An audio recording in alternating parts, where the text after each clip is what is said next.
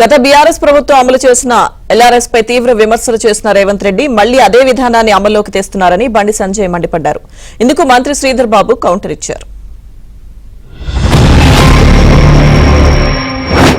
మీరు 10% ముస్లిం తీసేసి 42% కేవలం బీసీలకు ఇస్తే ఇవాళ దాన్ని ఆమోదించడానికి మేము కలిసి ప్రయత్నం చేస్తాం.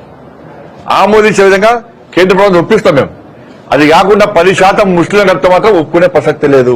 ఇది ఏంటంటే 6 గ్యారెంటీలో ప్రజల దృష్టి మళ్లించడానికి అంత ప్లాన్. ఇవాళ ఇదే రాష్ట్ర ముఖ్యమంత్రి గాని ఉత్తమ్ కుమార్ రెడ్డి గారు గాని ఇతర మంత్రులు గతంలో బీఆర్ఎస్ పార్టీ ఎల్ఆర్ఎస్ పెట్టినప్పుడు వీళ్ళే మాట్లాడారు, మా ప్రభుత్వం అధికారంలోకి వస్తుంది, మేము ఫ్రీగా చేస్తాము, బీఆర్ఎస్ పార్టీ దాచుకుంటుంది పైసలు అని చెప్పి ఇదే కాంగ్రెస్ పార్టీ నాయకులు ఆ రోజు ఊకదప్పుడు ఉపన్యాసాలు ఇచ్చారు. ఇలా 50,000 కోట్లు ప్రజల నుంచి వసూలు చేయడానికి, ప్రజల నుంచి దోసుకోవడానికి ఎల్ఆర్ఎస్ పేరు మీద ఇలా వీళ్ళు మళ్ళీ మాట్లాడుతున్నారు. ఆ రోజు ఇదే ముఖ్యమంత్రి గారు అన్నారు, కేసీఆర్ ఎల్ఆర్ఎస్ అన్నారు, బీఆర్ఎస్ అన్నాడు, ఇప్పుడు ఎంఆర్ఎస్ అంటున్నాడు అన్నాడు. ఎంఆర్ఎస్ అంటే ఏంటంటే మ్యారేజ్ రెగ్యులేషన్ స్కీమ్ అట.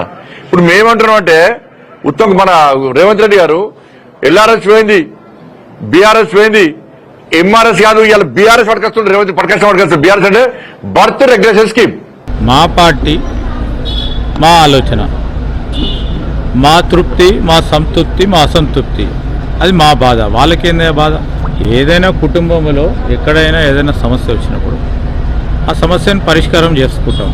కానీ సమస్యనే లేనప్పుడు సమస్యను ఉత్పన్నం చేయాలని ఆలోచన చేస్తూ ఉన్నాం. బీజేపీ నాయకత్వం ఆలోచనను మేము పసిగడతా ఉన్నాం.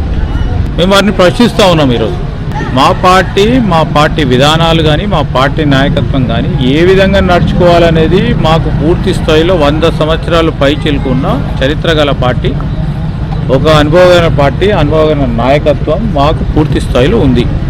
ఎవరో నీతులు చెప్తే, ఇదులు చెప్తే, ఈరోజు ఎక్కడో ఏదో మాట్లాడితే ప్రజలు ఎవరు నమ్మరు.